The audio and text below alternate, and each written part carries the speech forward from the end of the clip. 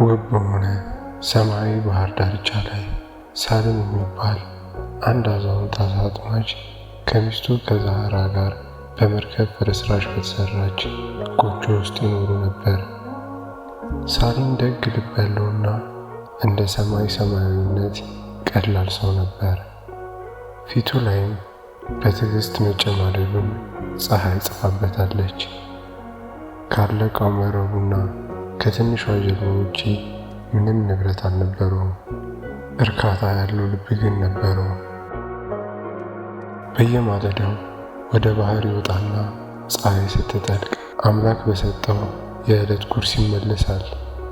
ብዙ ከሆነ ያመሰግናል፣ ጥቂት ከሆነም ደግሞ ያመሰግናል። እንዲሁም ይታገሳል። ሚስቱ ዛህራ ግን ፍጹም ተቃራኒ ነበረች። በሕይወቷ ምንም ነገር አያረካትም። ድህነት ሰልችቷታል። ልብሷን የሚሞላው የጨው ሽታ ይጠላል።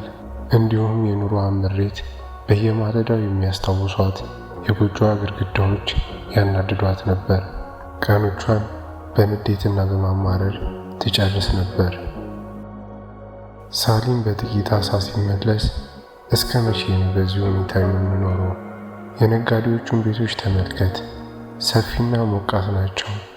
ሚስቶቻቸውን ደግሞ ተመልከት፣ ሐርና ወርቅ ይለብሳሉ።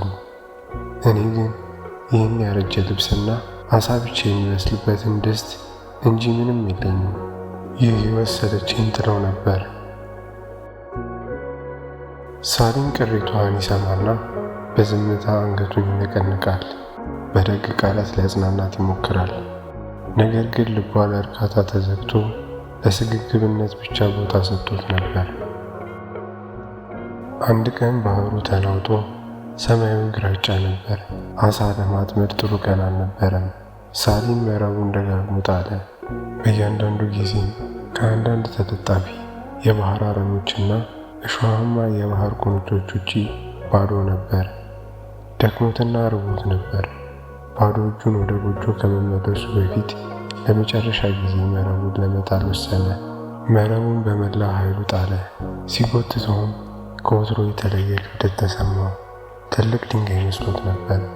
ነገር ግን መረቡን በችግር ወደ ዳርቻ ሲያወጣው ልቡ በአድናቆት እንዲመታ ያደረገ ነገር አየ። በመረቡ መሃል ላይ አንድ አሳ በሕይወት እየተወዛወዘ ነበር። ተራ አሳ አልነበረም። መለኮታዊ ድንቅ ሥራ ነበር። ቅርፊቶቿ ከንጹህ ወርቅ የተሰሩ ነበሩ። በደበዘዘው ፀሐይ ስር እንደ 1000 ሳንቲም ያበራሉ። ዓይኖቿም እሳት የሚተፉ 2 ቀይ ዕንቁዎች ነበሩ። ክንፎቿም እንደ ሐር ሸራ ይፈሱ ነበር። ሳሊም በዚህ ዕድል ባመጣለት ሀብት ምን ማድረግ እንዳለበት ሳይረዳ ደንግጦ ሲቆም አሳዋ አፏን ከፈተችና እንዲህ አለች።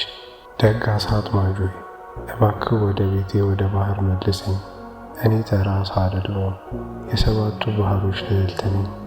ብትለቀኝ በፈለግ ጊዜና መንገድ ልትጠይቀኝ የሚችለውን 3 ምኞቶች እንደሚፈጽምልህ ቃል እገባልሃለሁ።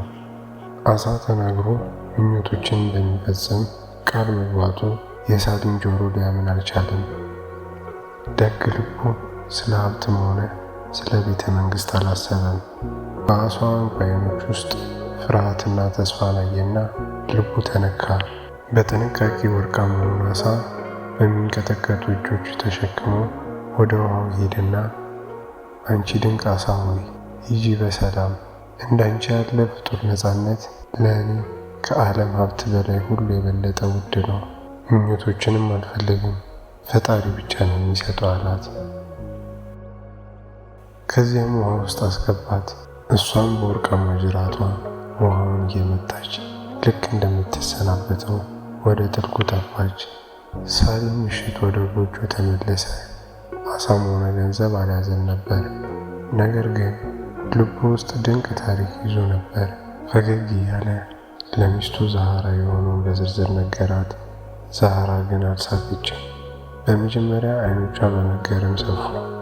ከዚያም መገረሙ ወደ ከባድ ንዴት ተለወጠ። ቆማ ፊቱ ላይ ጮኸችበት። አንተ ደደብ፣ የህልሜ ዕድል በወርቅ ሳለ ቀርቦልህ በሞኝነት ለቀ 3 ምኞቶች። ይህ ምን ማለት እንደሆነ ታውቃለህ?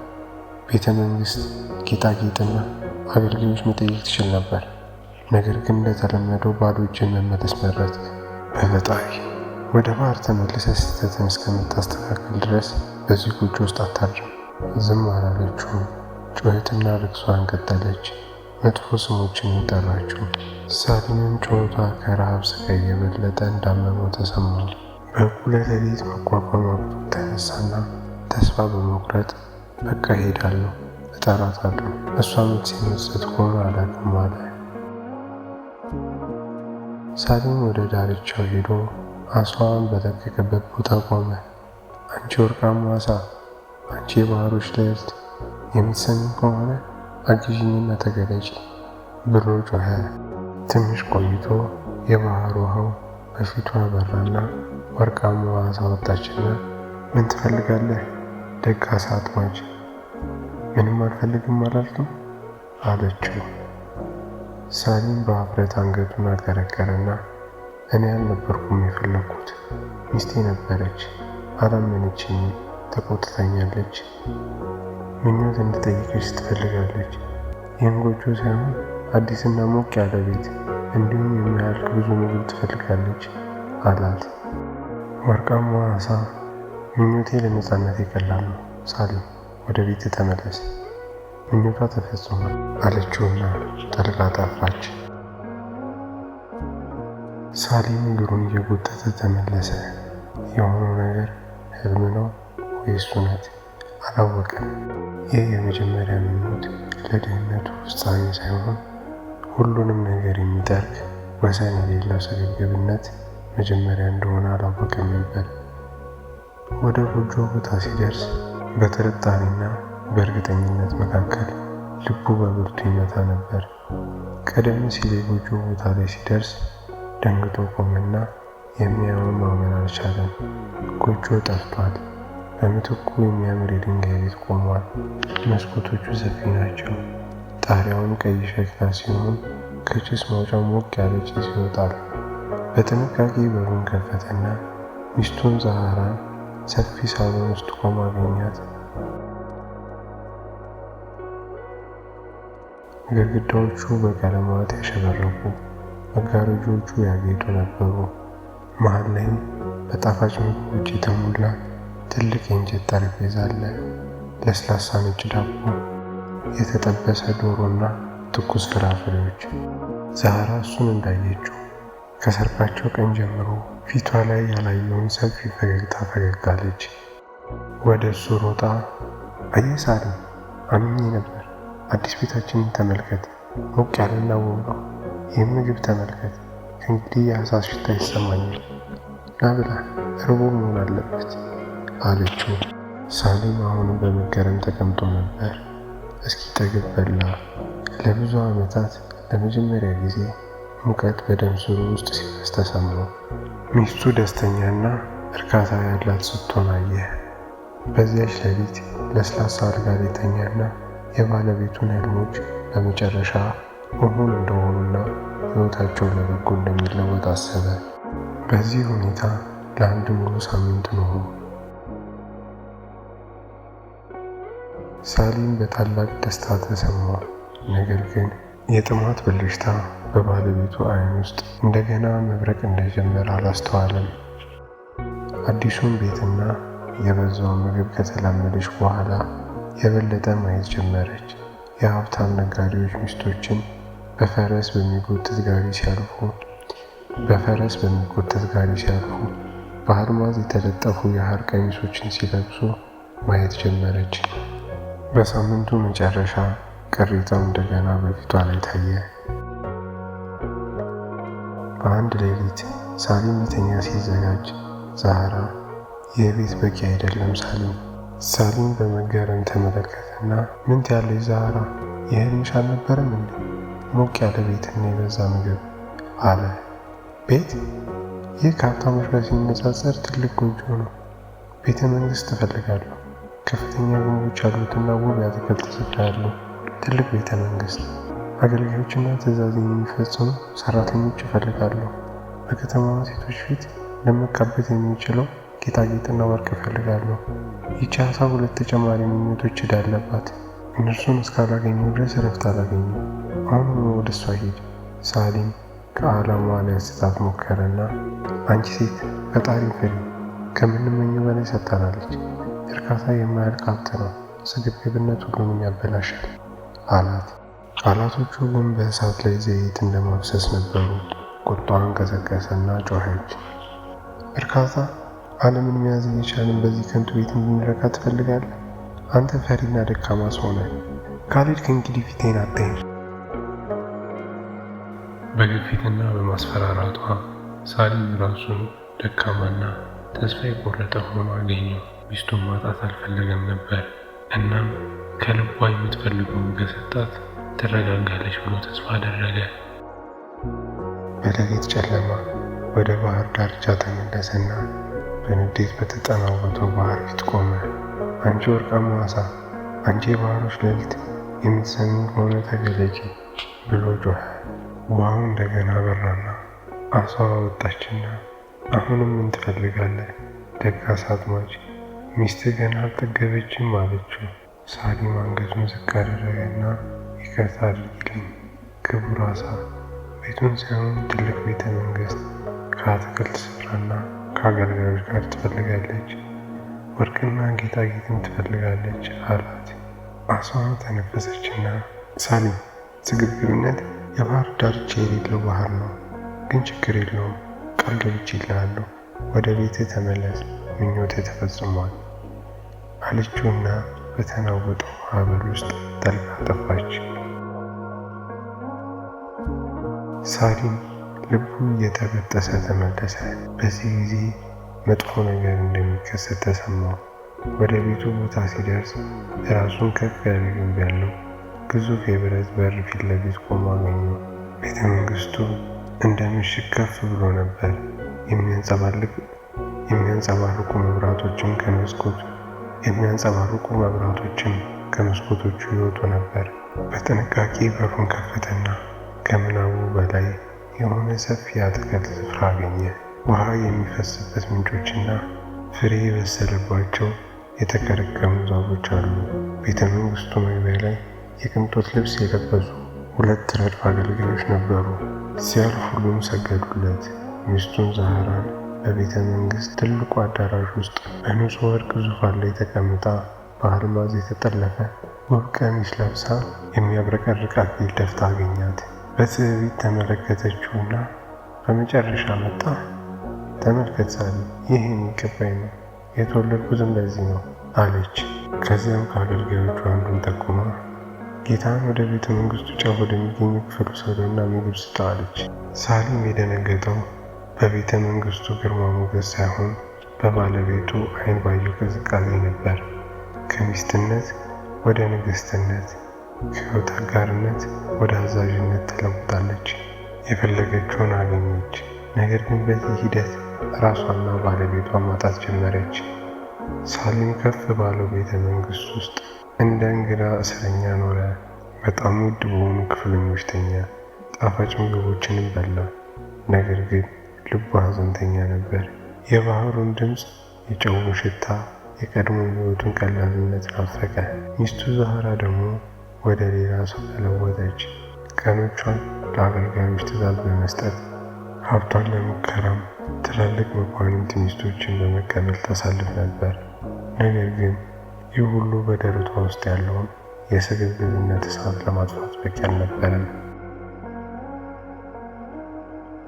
ከጥቂት ሳምንታት በኋላ የንግስቶችን ሕይወት ከተላመደች በኋላ መሰላቸት ወደ ነፍሷ መግባት ጀመረች። ስግብግብ አእምሯ ከዚያ በላይ ወደሆነ ነገር ተመለከተ። አንድ ቀን በቤተ መንግስቱ ከፍ ያለ ሰገነት ላይ ቆማ እስከ አድማስ ድረስ የተዘረጋውን ባህር ስትመለከት የሰይጣን ሐሳብ ወደ አእምሯ መጣ። ለራሷ ለምን የዚህ ቤተ መንግስት ንግስት ብቻ ሆናለሁ? ይህን ባህር ሙሉ መግዛት ሲችል። ይቺ አስማተኛ ዓሣ በረከቶችን የምትሰጥና ለትእዛዛት የምትመልስ ከሆነ ለምን አገልጋይ አትሆንም? ለምን የአማልክት ባህር አልሆንም? ዓሣዎች በእኔ ትእዛዝ እንዲሆኑ፣ ማዕበሉም ለእኔ እንዲገዛ።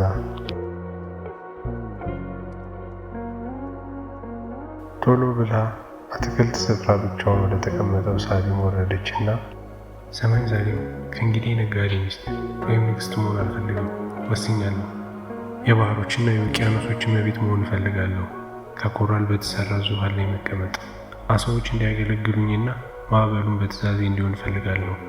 ወደዚያች አሳ ሄድና መታ እንድታገለግልኝና የዚህ ባህር አምላክ እንድታደርገኝ ንገራት አለችው። ሳሊም እነዚህን ቃላት ሲሰማ ደሙ በደም ስሩ ቀዘቀዘ። ቆመና ሚስቱን ለመጀመሪያ ጊዜ እንዳያት ተመለከታት። ይህች የሚያውቃት ዛራ አልነበረችም። ስግብግብነት የፈጠረው ጠባቂዎቹን ሊይዙት ቢሞክሩ ከእጃቸው አምልጦ ከቤተ መንግስት ሸሸ። አምላክ መሆን ትፈልጊያለሽ? አሷ ከምናስበው በላይ ሰጥታናለች። አንቺ ደግሞ እሷ መግዛት ትፈልጊያለሽ? ይህ ወደ ጥፋት የሚመራ ስግብግብነት ነው። በቃ አልሄድም። በህይወቱ ለመጀመሪያ ጊዜ ጥያቄዋን በጽናት አልተቀበለም። ነገር ግን በኩራት ዓይኖቿ የታወሩት ዛራ ከእንግዲህ ባሏን ሳይሆን ሕልሟን የምትፈጽምበት መሳሪያ ብቻ አየች። በከፍተኛ ድምፅ ጮኸችና ጠባቂዎቹን ጠራች። ይህን ሰው ያዙት፣ ትዕዛዜን እስኪፈጽም ድረስ እስር ቤት ጣሉት።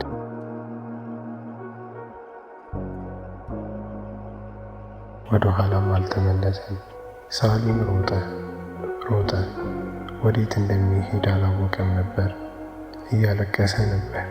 ከሚስቱ የተነሳ በፍርሃት ሳይሆን በእሷና በደረሰችበት ሁኔታ በሐዘን ነበር። ወደ ዳርቻው ደረሰ። ሰማዩ በጥቁር ደመና ተሸፍኖ ነበር። ባህሩም የሆነውን የሚያውቅ ይመስላል። በቁጣ ማዕበል ዳርቻውን ይመታ ነበር።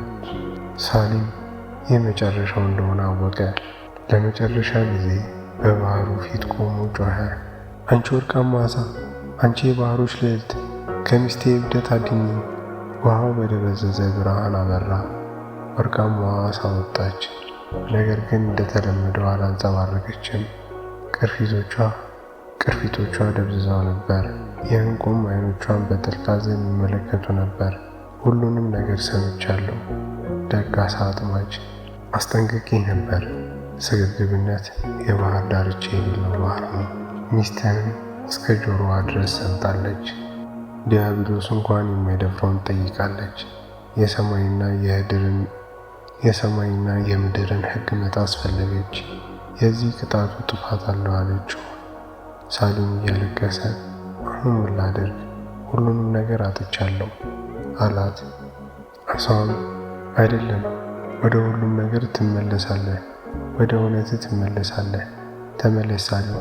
ስግብግብነት የወለደው ምኞት ሁሉ በዕድል ማዕበል ይሰረዛል። ሂድ፣ ይህ ከአንተ ጋር ያለኝ የመጨረሻ ቃል ነው አለችውና በጨለማው ውሃ ውስጥ ጠልቃ ለዘላለም ጠፋች።